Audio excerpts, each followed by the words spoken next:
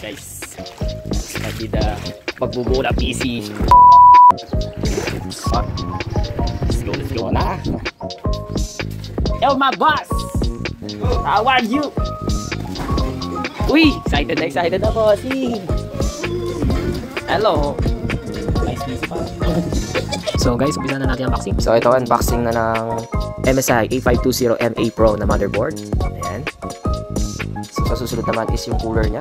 AMD Wraith Prism na cooler. Malaki-laki siya. Sa power supply naman is napili ko is 550 watts na Acer, fully modular plus 80 bronze.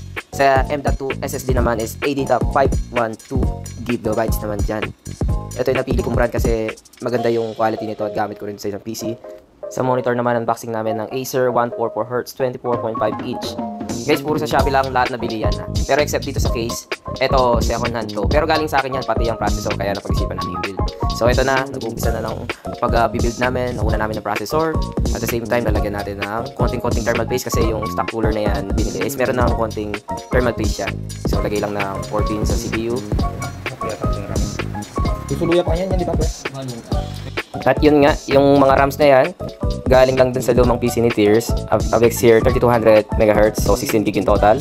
At yung M.2 nilalagay na rin, may data, sabay screws. At ito na, lalagay na natin sa case. Unang-una yung backplate ng motherboard, sabay lalagay yung mismong board sa case. Siguradong may 4 screws, yung mga yan to secure yung motherboard. So all sides for sure, yung isang side di ko na nakuha dahil hindi naman nakita sa camera yan guys. So ang susunod natin is yung power supply naman, fully modular. So hindi ko lahat nilagay, 24 pin at 4 pin. ang mga nilagay tsaka yung mga 2 fans na extra sa PSU dahil yun lang naman ang gagamitin ng power supply. Kagandahan ng fully modular is pwede mo lang piliin yung gusto mong isaksak.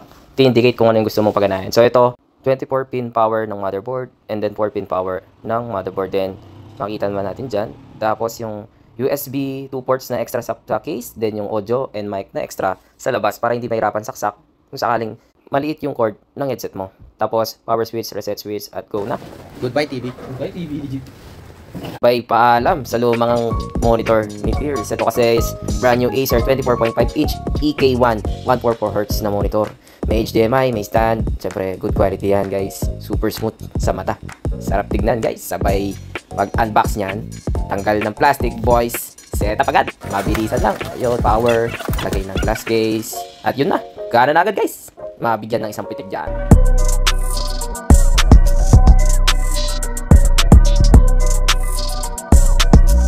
At yun guys, salamat sa panonood. Kung gusto mo magpa-build, chat mo lang ako anytime. Ayun si Tears, tulog na tulog. Wasak!